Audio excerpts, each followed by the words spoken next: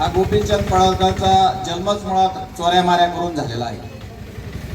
अनेक आपण त्याचे कारनामे बघितलेले आहे। मंगळसूत्र खरोखर मंगळसूत्र चोरलेलं आहे। लोक खोटं बोलत नाही, कारण त्याचा बेड्या घातलेला फोटो आपण अनेक वेळा सोशल मीडियावर पाहिलेला आहे। कोर्टाच्या दारात सुद्धा बेड्या घातलेला फोटो आपण बघितलेला आहे। असा माणूस अतिशय बेताल वक्तव्य करतो। आपण अनेक धनगर समाजाचे नेते या राज्याने दिलेत, बघितलेत। त्याच्यामध्ये गणपतराव देशमुख असतील, आपले शिवाजी बापू शेडगे असतील, किंवा महादेवराव जानकर असतील, किंवा आताच आपले अण्णा डांगे असतील, हे अनेक असे थोर धनगर समाजात नेतृत्व होऊन गेले।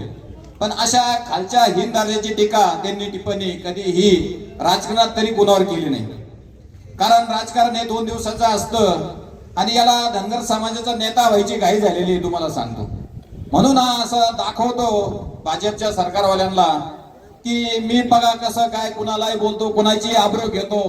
कधी अजितदादा विरोध उभा राहिला, डिपॉझिट गेलं, त्यांच्यावर टीका केली। पवार साहेबांवर अतिशय खालच्या दर्जात टीका केली, सुप्रियाताईवर केली।